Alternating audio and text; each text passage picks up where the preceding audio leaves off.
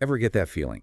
Scrolling through social media, seeing those picture-perfect lives, and suddenly you're hit with this wave of not enough. Like everyone else has it figured out, Well, and you're just failing. it's a pretty common experience these days, wouldn't you say? That feeling of inadequacy, like we're missing something essential. Absolutely. And, it's interesting because today's deep dive tackles a topic some might consider, well, a bit outdated. The Christian idea of sin. But stick with us, because this isn't about judgment or rule books. It's about uncovering a concept that when you really dig into it, speaks volumes about that not enough feeling we just talked about. Exactly. You see, the usual way we think about sin breaking some divine rule book, that's just scratching the surface. There's a whole lot more to it than that.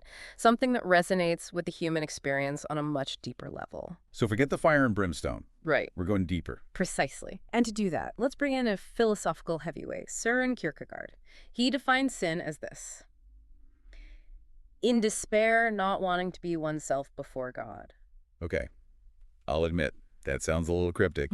Not wanting to be oneself before God. What does that even mean? It all comes down to identity. Think about it. Everyone wants to feel significant, worthwhile. But sin, in this context, it's like trying to find that significance, that validation, anywhere except from God. It's like pouring water into a leaky bucket. You're never going to feel truly fulfilled. And our culture. It's like a never-ending parade of leaky buckets, isn't it? Achievement, relationships, the perfect Instagram feed. Always something else to chase. It reminds me of those classic movie characters who were so driven, so desperate for glory. Think about Rocky, begging his trainer, just get me in the ring, then I'll know I'm not a bum. Or the runner in Chariots of Fire, saying, I have 10 lonely seconds to justify my existence. They're searching for their identity, their worth, in these fleeting moments of achievement. Exactly. And that's what's so fascinating here. Ernest Becker, in his book, The Denial of Death, he talks about this human need for cosmic significance. We latch on to things, even good things, like careers or relationships, and we turn them into these all-important things that give us meaning. We essentially deify them. Okay, so cosmic significance. What Becker's saying is, we all have this deep desire to feel like our lives matter in the grand scheme of things, right? We're searching for that feeling of significance, but we often look for it in the wrong places. You got it. We're hardwired to find meaning, to feel valuable, but instead of looking to something bigger than ourselves, we end up putting that pressure on our jobs, our relationships, even our hobbies. And that's a lot of weight for anything to carry, wouldn't you say? So it's not just leaky buckets. It's like we're putting all our eggs in these baskets, Hmm. and then we're shocked when they break. Right, and there's a real cost to that, to trying to find our identity in all the wrong places. The theologian Thomas Oden, he said it best. He said, when we idolize finite things, our careers, our possessions, even our relationships, any threat to those things shakes us to the core. It's like building your house on a foundation of sand. You're always one storm away from disaster. Have you ever felt that? Gone through a job loss or a breakup, something that really rocked your world. And suddenly, you're left questioning everything about yourself. That's the danger of a misplaced identity. It leaves us feeling unstable, reactive, and honestly, often pretty unhappy. Think about addiction for a moment. Isn't that just desperately seeking solace, fulfillment in something external, because we haven't found it within? Yeah, it's like we know deep down that we're made for something bigger, something more meaningful.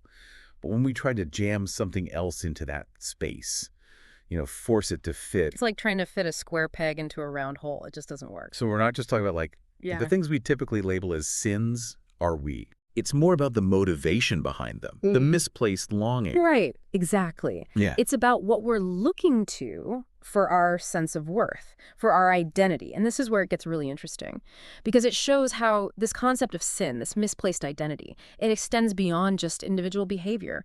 It has huge implications for society as a whole. But let me give you an example to make this a little more concrete. I once knew these two women, both going through incredibly tough times. Their sons were getting into trouble. Their marriages were on the rocks. And both of them, they wanted to forgive. They wanted to move forward.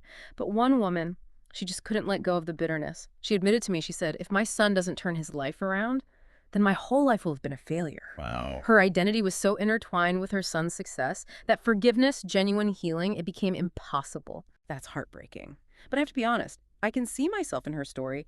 Haven't we all put that kind of pressure on something or someone at some point? A relationship, a career? It's like we believe that it's success or failure determines our worth. So we're all walking around with these fragile identities, right?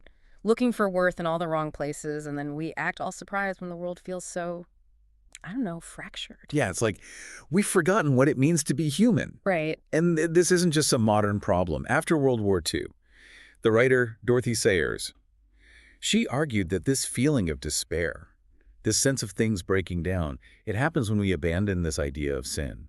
Right. If we don't acknowledge this inherent human tendency to put ourselves at the center of everything, to make it all about us, well, we become blind to how much it's actually impacting the world around us. You know, it's funny. It's like, we're surprised when the cookies taste terrible. And then Yeah. we realize we use salt instead of sugar. Exactly. It was in the recipe all along. And this plays out on a much larger scale than we might realize. Think about what Jonathan Edwards said.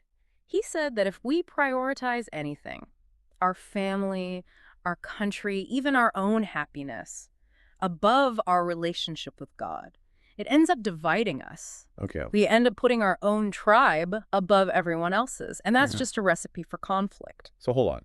You're not saying it's wrong to love your family, are you? No, not at all. Mhm. It's not about whether these things are bad in themselves. It's about what we place at the center of our lives, the foundation upon which we build our identity. So when those things, family, happiness, success, when they become our whole world, Right. our vision gets a little blurry. Exactly. We put on these blinders. We can't see past our own needs and desires. And we feel threatened by anything that challenges our worldview, our closely held beliefs, Right. even if it's just a different perspective, Yeah. a different background. It's like we're afraid of anything that might shake things up a bit. So where do we go from here? I mean, the picture seems kind of bleak, doesn't it? Yeah. We're all running around with these shaky identities, Yeah. chasing fulfillment in all the wrong places. The world's a mess. Is there any hope? Well, that's where things get really interesting. C.S. Lewis, in his essay, Is Christianity Hard or Easy? He uses this brilliant analogy. He says, trying to be a good person, while still clinging to our self-centeredness, it's like trying to pay our taxes, but still have enough money left over to enjoy life. We want to have our cake and eat it too. Exactly. But Lewis says there's another way, a radical alternative. Okay, I'm listening. It's about surrendering to something bigger than ourselves. And not just our bad habits, but our ambitions, our desires, our very sense of self, Right. in exchange for an identity rooted in something much greater. That's a lot more challenging than just following a set of rules. It definitely is. It's harder because it requires us to completely let go of the control we think we have, but it's also easier because it frees us from this impossible burden of trying to prove ourselves. It's like this paradox. True freedom comes from complete surrender. Exactly. And that surrender, as daunting as it may sound, it leads to a sense of peace, a deep and abiding joy that goes beyond the fleeting pleasures and achievements of this world. So it's not about earning our worth through achievements or relationships. Right.